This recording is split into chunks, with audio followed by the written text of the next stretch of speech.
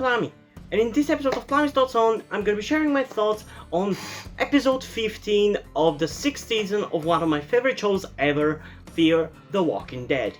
The episode's name is USS Pensylvania, and it is the episode in which we finally get to see the freaking submarine that we have been teased with since the beginning of the season. When I think about it, this season has shifted in such a big way from where it started. Like, in the beginning of the season, we didn't even know that there was gonna be anything like a freaking submarine, so it's kind of crazy how much shit has developed since the beginning, but I kind of like it, you know? But before we get into my thoughts on this episode, I again have to talk about The Walking Dead fandom and their irrational hate and complete blindness about anything that is not a black and white opinion. I don't understand, and maybe this is not even restricted to the Walking Dead fandom. I don't know, I'm experiencing the most with this fandom, but I don't understand why does everything need to be either the worst thing ever or the best thing ever. Like, why does everything has to be the most garbage episode or a movie or a TV show or the biggest and bestest masterpiece? I mean, most things are not like that. Most shows, most stories fall in between those two ends of the spectrum. So I don't understand why this fandom always goes all in into one opinion. If it decides that something is good, it fucking can't stop praising it. Like, here's Negan, which I feel like has much more flaws than most people realize. Or at least for me, it has much more flaws. Or like this episode, where apparently it's the most garbage episode ever and the show is back to season 4 and 5 levels. Are there quite a few nonsensical moments in this episode? Yes. Does it have a little bit of a weird feeling this episode? Yes. Are there things that don't necessarily make sense in this episode? Yes. Does that make it bad? No. Does that make it to the same level of badness that season 4 and 5 had? Fucking no. For fucking sure. Have you watched season 4 and 5? I haven't necessarily, but I've watched snippets on YouTube. I have tried to watch a couple of episodes, mainly season 5. I didn't like them. They were just boring and stupid and I hated it. And I've watched the recaps of these episodes and they are fucking stupid. I feel like people have forgotten how bad those seasons were. And that does not mean that this season is without criticism or anything like that, because it very much is. But let's be fair and objective here and balance with our thoughts.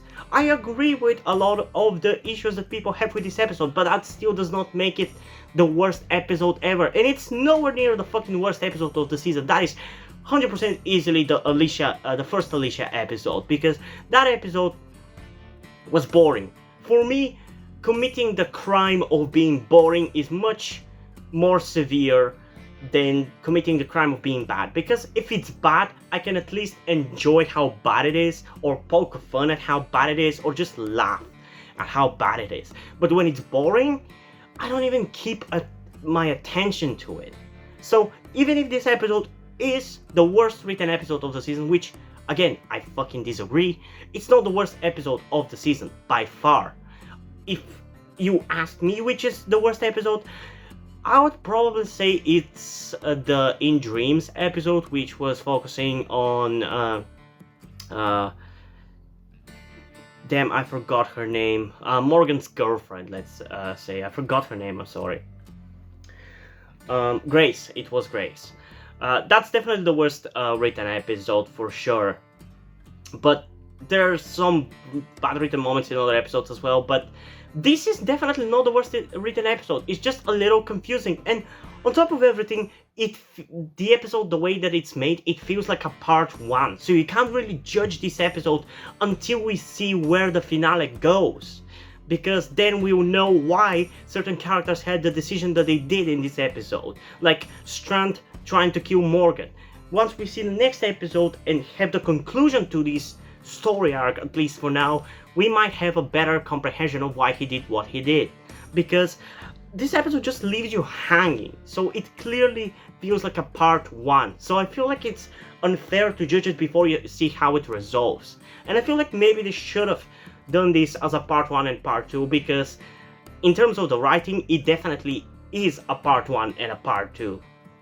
So maybe in that case, this wouldn't have been hated as much. And I also gotta say, when you think about it, you realize that the Walking Dead universe doesn't really have two-parters.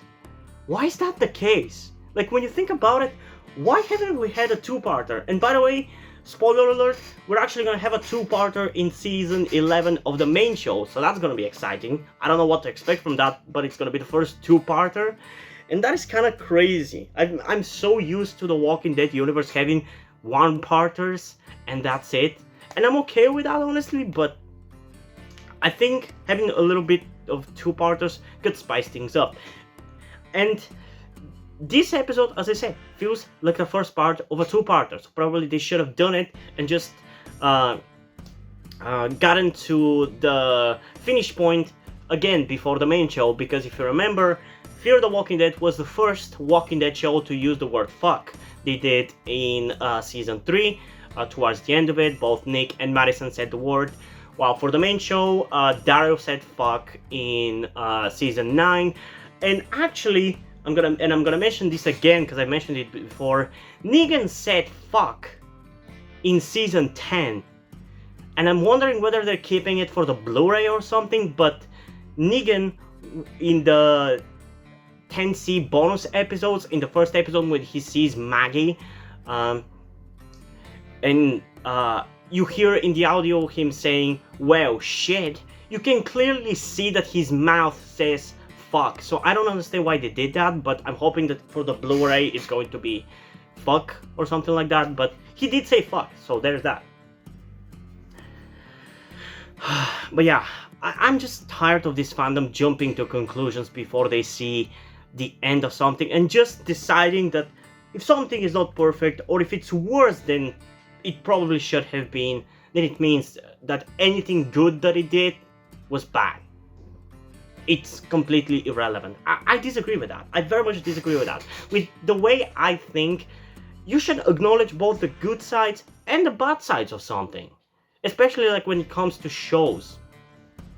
So, yes, I think some things like Strand deciding to kill Morgan all of a sudden, Morgan's irrational behavior at wanting to sacrifice himself and do crazy things to stop Teddy no matter what, and then at the end just letting Teddy and Riley go is fucking stupid.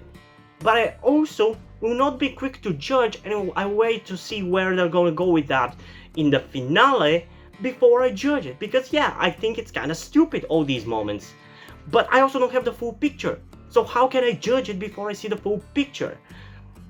And even if I see the finale, maybe I'm missing something, because there's gotta be some connection between what Strand did earlier in the season with killing Sanjay and sacrificing him and what he did with Morgan here, because this season of Fear the Walking Dead has been much better thought through than any season I've seen in a long time from Fear the Walking Dead and from the main show as well, that I feel like they wouldn't just have a random moment like that and not have it mean something. And especially, it makes me feel like there is some kind of a meaning, because in a later scene when Dakota is threatening to shoot Strand, the writing in that scene is again really good. Like, the dialogue writing for this season has been great, and I really like how she says to Strand, "You don't even believe in Morgan's bullshit. Do you really want to be the person that he wants you to be?" Like, this is exactly the kind of stuff that we as fans have been saying for season 4 and 5, because Fear the Walking Dead just became the Morgan show, and Morgan started spreading his "oh, life is precious" attitude to everybody, and to the OG Fear characters, who are never like that at all. They were pragmatic and survivalist. So it was kind of cool to have the writers call that out again. We haven't, or at least I haven't noticed as many references and call-outs of bad ideas in the writing in the second half of the season as much as we had in the first half. So that was a kind of a refreshing moment. But again, that showed me that there are intentions behind the decisions that the characters make in this episode, even if I don't completely understand them. So again, I don't think you should be quick to judge. I think you should very, very deeply think about what happened in the episode. Honestly, for me, the truly confusing things about this episode that I feel could have been done better are actually things like focusing only on characters like Strand and Morgan, and then having the other characters just walk around the submarine without them doing anything. I don't understand the point of that. Why the fuck did you have them in the submarine in the first place if they were not going to do anything? Because literally, what was her name? Like Sherry's role in this episode was literally just to talk on the walkie-talkie, and like 10 minutes in the episode, that role was taken by Grace. So what was the point of her being even there? And even Dwight didn't really do anything. He had a couple of lines and that was it. That's why I feel like even for like small moments, whenever they were trying to get into the submarine, it shouldn't have been Morgan who was using the blowtorch to open the hatch for the submarine. It should have been somebody like Dwight, or maybe the guy, one of the guys with the masks, because he was with the rest of the group standing near the submarine outside. Like, why did you even have those people there? Like, why? Are they supposed to be safe from the nukes? Because they weren't down to near the submarine, they were just on a hill above it. So why the fuck were they there? And especially that guy with from the mask group, he could have helped. He's like a big burly guy. He could have fought. He could have helped defeat walkers in the submarine. Why didn't you take him? He could have been much more useful, but you didn't take him. Like, at least for people like and characters like Daniel, I can understand him not being there, but it was also kind of funny how you have had all the main and supporting characters in that scene who are kind of named characters, but not anybody else. Like, fuck, who knows where the other characters are. And you didn't even have all of them there because Luciana wasn't there, Wes wasn't there, and Al wasn't there. And Al, I assume, is with her helicopter girlfriend or whatever. But yeah, it was kind of funny. And I went on a little bit of a tangent, so I kind of forgot what I was talking about. But, oh yeah, about the lack of use by the characters. Like, after that beginning scene, after they got into the submarine, I just don't understand why the episode started to focus on Morgan so much, especially because it was supposedly a Strand episode, which also kind of fucking came out of nowhere, because I thought it was probably gonna be a Teddy episode, because it would be weird if he doesn't get a title card. But yeah, the episode then decides to focus on Morgan and Strand, which I think it's a pretty cool duo. I like their interactions in this episode. But I just wish the show stopped focusing on Morgan so much. Yes, I think he's a better written character this season, and I enjoy him this season, but god damn it, there's other characters in the show. Don't give Dwight just fucking relationship drama. Give him something to do. Especially now that John is gone. Give Dwight the space that John had. Or anything, just not the stupid relationship drama. I hate it. It's not interesting. I want more. The relationship drama honestly should just be a subplot for those characters, and they should have another plot. Especially now that they've solved their subplot, they now have nothing to do. But yeah, I'm getting a little bit sidetracked. Let's go back to the beginning of the episode and start from there about the things that I liked and things that I didn't like. So the opening of the episode is probably the best part of it, and I have seen this opinion actually quite a few times already, that people think that the opening scene is the best. I mean, it's sad that the scene that was released before the episode as like a teaser or whatever is kind of the best scene of the episode, but it kind of happens to be because I feel like it's the most tightly written and it's the one with the most meaning, and it doesn't, and the only scene that doesn't have a weird feel to it in a way. But yeah, it's a great scene between Teddy and Dakota and him continuing to brainwash her. And again, I'm gonna say this again, but Zoe Colletti, she's a fucking amazing actress. Like, we've had so many really good young child or teenage actresses in the last few seasons of the Walking Dead universe, man. We haven't had anything exceptional from World Beyond, but I don't think the actresses have been bad. I like the actress for Hope. I think her name is Alexa Mansour or something. But the exceptional ones have definitely been Cassidy McKinley, who plays Lydia on the main show. Kaylee Fleming, who plays Judith. She's been amazing as well. Like, they've been shockingly good. And now with this season of Fear, we got Zoe Colletti, who has been just as freaking good. I really love that, man. The Walking Dead is really good with the casting for actors. They really get some really damn good actors. And I really liked the acting both by her and John Glover. Like, their chemistry is actually really, really good, and I really liked it. And I like the monologue by Teddy about how he has managed to lead his people to the point where they would be ready to die. Although we don't really see any of his people be ready to die, because in the previous episode, when he left Alicia in the bunker, he said that his people think that that's just gonna be a place they're gonna be living in now, not that they're gonna be staying in a bunker. So they technically don't know that. But from what we've seen, it's just Riley and Teddy on the submarine, right? I don't think there's been a mention of anybody else. So technically, they would be the only ones dying from the nuke, right? I mean, that's at least how I understand it. But again, it's a really nice monologue by him explaining to Dakota how people have managed, he has managed to manipulate people to follow them. And by him saying that it's that you manipulate people by asking them how badly they want something, and giving them the thing that they want, and explaining how not many people want to die. So the one way to manipulate them into wanting to die or being okay with dying is you being willing to die with them. And I really like that, especially being interspersed with Morgan, because I feel like the episode is kind of trying to do a comparison between Morgan and Teddy, that both of them are leading people to their doom. Morgan by trying and obviously failing to stop the nuke from shooting off, thus risking the life of his people instead of just getting the fuck away, far away as possible, which probably wouldn't be the smartest idea. And it's even said in the episode that Morgan is doing that, but that Teddy is the only one not lying about what he's doing.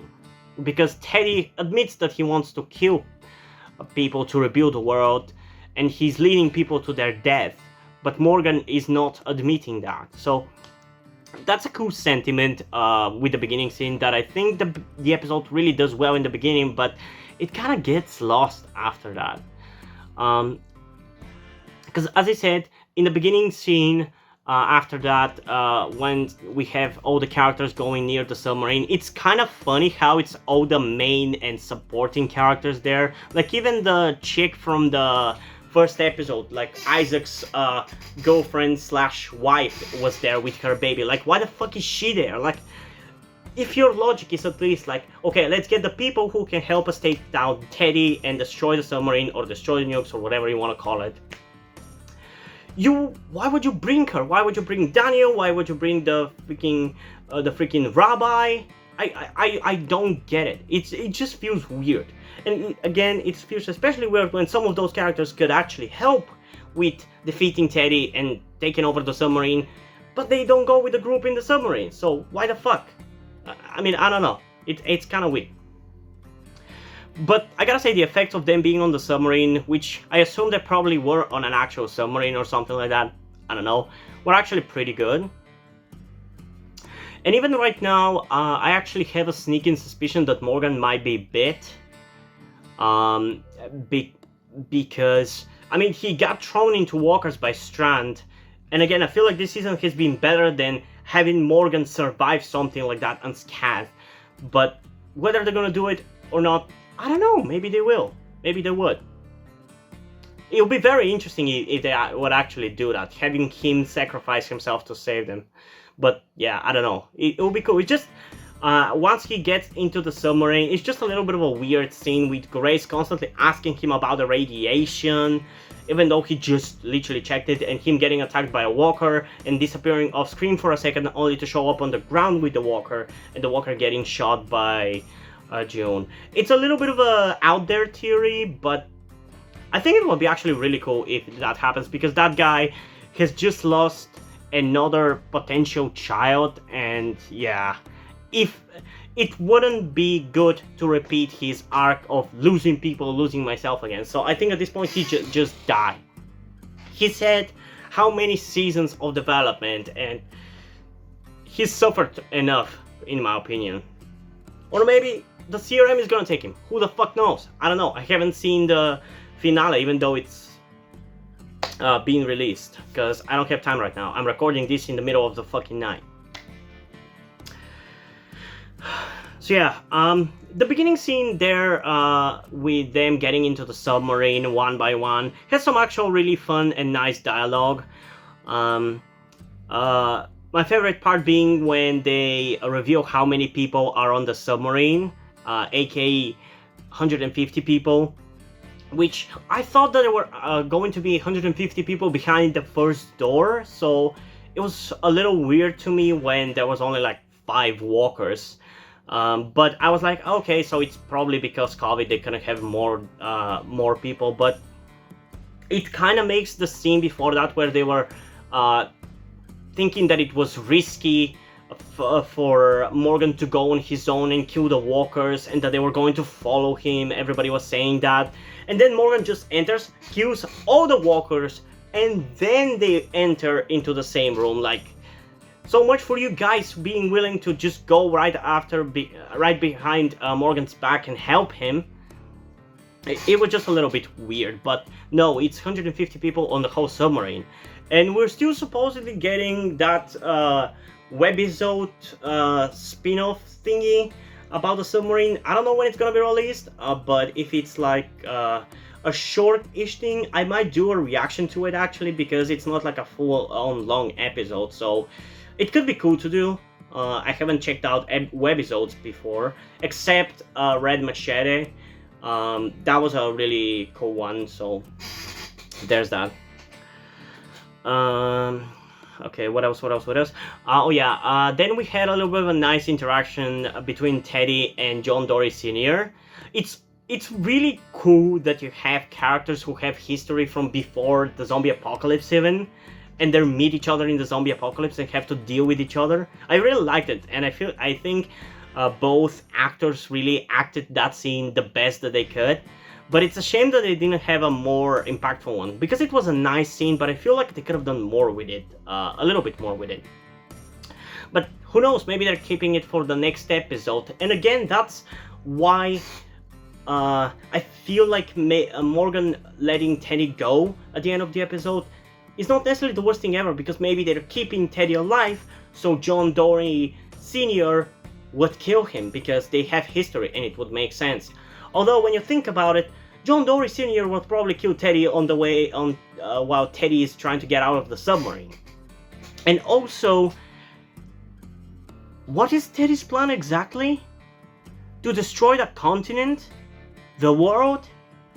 What exactly? Because there were many nukes on that submarine, apparently. And they managed to shoot one rocket with 10 warheads? Which what means exactly? Like, I'm not sure exactly what kind of destruction should I be expecting from his initial plan and from the plan that he actually managed to execute. Because he originally wanted to shoot many rockets, but he only managed to shoot one with 10 warheads. So, what does 10 warheads mean? Does it mean that the whole of North America gets destroyed? The USA? The southern USA? It's probably the southern USA, or maybe just Texas, because the main show is like 6 years in the future and they are completely fucking fine.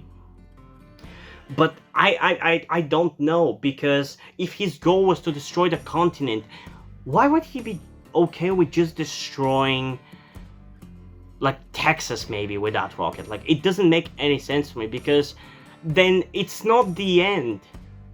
So it's not gonna be the beginning, so his whole plan falls through. So him just not pushing to shoot more rockets, it's kind of weird a little, in my opinion. Okay, so what is the next scene? Let me think. So yeah, after the interaction between John Dory Sr. and Teddy, we have Morgan separating from the group and again stupidly risking his life for no reason, which I think he feels maybe kind of suicidal or guilty for what happened to Grace's baby, even though it's not his fault at all.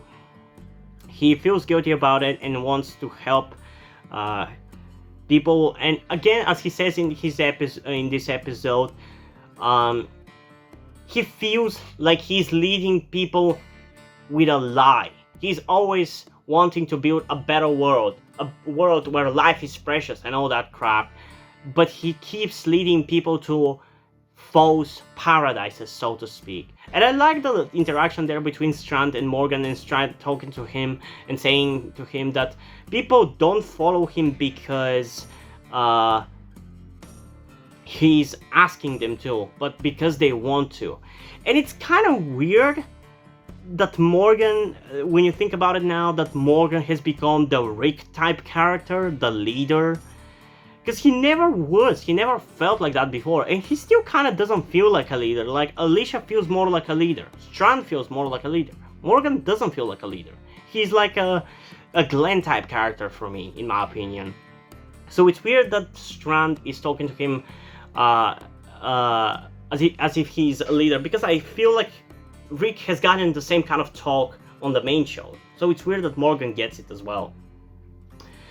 But yeah, then we have Strand and Morgan getting to a place where apparently there is contaminated, part of the submarine that is contaminated with radiation that is like 40,000 millisieverts or whatever it's the word for it. Which apparently is very dangerous, but Grace tells Morgan that if he enters the room with the high amount of radiation, he's dead in a few days at best.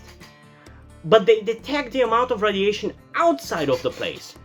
So wouldn't he be dead already? Because the radiation is already there? Like, maybe I'm misunderstanding how radiation works, but he should be technically dead already because the radiation has already infected him, because he was already close to it. If he was close to it to detect 40,000, he probably already got hit with the radiation, so he's technically already dead.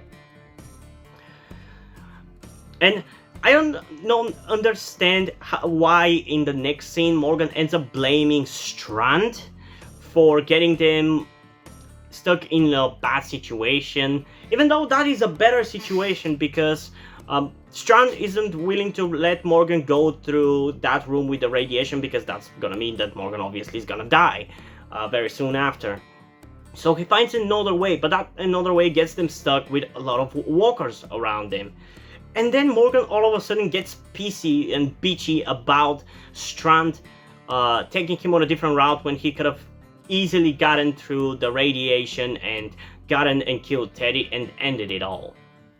So honestly, with how pissy Morgan gets about what Strand did, I don't completely disagree with Strand's decision to kick him in the walkers. It kind of feels abrupt because in universe they shouldn't do that, but I'm honestly like, yeah, fuck you, Morgan. You deserve this shit for being pissy about it because he wanted to save your life. But I digress. I don't know. So yeah, in the following scene we have the Dakota and Strand interaction where Dakota almost fucking kills another beloved character, and oh my god, I was gonna be so goddamn pissed, and I would have been so excited to check out people's reaction to that scene if she actually shot him, but I knew that they wouldn't do that again. They wouldn't do that again, because that would have destroyed the fandom, 100%. Although there's still a possibility for Strand dying in the finale. But I doubt it. I very much doubt it. But yeah, she shot him in the arm, and it is a little weird how at first he reacts, but then in the following scenes he's like, oh yeah, this is nothing but a scratch. And he acts like he did not get shot in the arm. And in that scene is actually when I feel like most of the other characters that were on the submarine kind of felt like a waste, because everybody's just walking around and standing near the radios that they are able to communicate on the submarine with, and they're just doing nothing. And especially when it showed me Dwight and Sherry, I was like, why the fuck are you even there? You haven't done anything in this episode. What's the point of you being there? It doesn't feel like you need to be there. This has no connection to you. Why do you care about anything that's happening right now? So that's the biggest thing that bothered me about this episode, because throughout most of it, I actually, as I was watching it, I completely enjoyed it. I enjoyed the cinematography, I enjoyed what they were doing and everything, and I think this is a really cool setting, like doing a setting with zombies on a submarine. I love it. I love how crazier The Walking Dead has become in the last few years with the set pieces, both Fear and The Walking Dead as well, because in the last 2 years, we have had like The Walking Dead do a Christmas episode. We've had a cave episode. Like we had an episode in a museum in the beginning of season 9 as well. Like we've had much more interesting set pieces, and I really like that. So the concept of just having zombies on a submarine was really great. I think it could have been done better, but again, I just disagree with people getting pissy about it just because it wasn't done perfectly. And it's not the best it could have been. It doesn't have to be the best to be enjoyable, you know? But yeah, I love that Dakota got knocked out completely, but honestly, I've seen people whine that she wasn't killed in that scene, but honestly, Morgan would never kill a child. He would probably do what they did with her before and chain her again and put her in a cell, but he wouldn't kill a child, I feel like. So I'm not mad that they didn't kill her, but they should have dealt with her in some other way, shape, or form, like lock her up in some room or something. But I guess it makes sense that they didn't kill her or didn't do anything with her, with Morgan at the end letting Riley and Teddy go. Although I really like how at the end of the episode, Morgan ends up unlocking the final door at the same time as Teddy and Riley end up launching the nukes. I feel like that was a little bit manufactured, because it is a cool concept of them not making it just in time to stop the nukes, but it was obvious that they could have done it sooner if Morgan wasn't turning all the time to talk to Strand. He could have done it quicker, but they didn't, because for the sake of dramaticism, they had to make it at that certain time. And I kind of love how Strand tried to make it so and say that him kicking Morgan into the walkers led him to getting the cards and being able to unlock the door. And it's kind of funny that he basically says, I meant to do that. It's thanks to me that we are able to open this door. And it's kind of funny to me that in one of the recent episodes of TMNT 2012 that I reacted to, we had a very similar situation with one of the turtles. I think it was Michelangelo kind of doing something unintentionally that led them to what they should have had to do, and Raph telling to him, don't you dare say that you meant to do this. It's pretty much the same thing that happened with Strand and Morgan here, so that's kind of funny to me. I was wondering what that scene in TMNT reminded me of, and I just remembered it a minute ago, that it happened in this episode of Fear.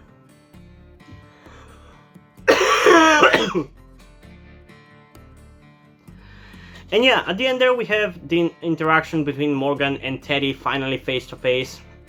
It was fine, it was nothing crazy to be honest, and I think it was just a little bit overshadowed at the end with Morgan just letting them go for some reason. Although again, similarly to what I said in the previous episode, where I kind of completely blanked out on the scene in which Teddy told Alicia where the location of the submarine is and what his plan is. I completely blanked on the scene where Morgan let them go. So I was kind of shocked afterwards when I was reading opinions on Reddit that that's what happened, because I was like, okay, they were there and they were gone, so what the hell happened to them? I didn't even register as I was watching it that he let them go, but he did. Although why Strand would let them go, I don't understand that. And again, we still have the finale, so I'll be able to judge this episode better then, but right now, it's gonna be much better. It's not bad, it's not the worst episode of the season, but it definitely leaves a lot to be desired from this. But again, I feel like we just need to blame it on COVID. It's nothing else. Like, that's the only thing I feel like you can blame it on, because the first 7 episodes that were done pre-COVID were amazing, and even episode 8, which was mostly done pre-COVID, was really good as well. So the weird feeling of the following episodes after that is 100% blamed on COVID. But yeah, in terms of a rating for this episode, I think I'm going to give it a 7.6 right now. Depending on where the story is going to go for the finale episode, it might go higher. But right now, with this episode on its own, it is a 7.6 out of 10, which is a big drop from the previous episode, but it's not the worst thing ever. It's still in the realm of good, in my opinion. For me, anything that is 7 and above, like 7 to a 9 is good, and anything above a 9 is obviously great, and even above a 10 it would be freaking amazing. But yeah, for me it's still in the realm of a good episode. It could have been much better. But again, this is a first part of an obvious 2-parter, so we can't really judge it properly before getting the full story. So yeah, I'm gonna talk again more about it and maybe rethink how I feel about this episode after I've watched the finale. So yeah, hope you guys enjoyed this video, and if you did, leave a like, subscribe. Also check out the description to my Twitter if you want to follow me there, and to my Wattpad where I post my stories, because in addition to doing all these videos on my channel, I'm also a writer. And if you enjoy my stories, or you simply enjoy my videos, you can head over to Patreon where you can pledge support and help get the channel going, help support me so I can keep writing the stories you enjoy. But if you don't want to do it, that's completely fine. You can still help me out in other ways, like liking this video, subscribing, and especially sharing this video with somebody who you think might enjoy it. And I think it's pretty much it for this video, so hopefully I'm gonna see you in the next one. Bye!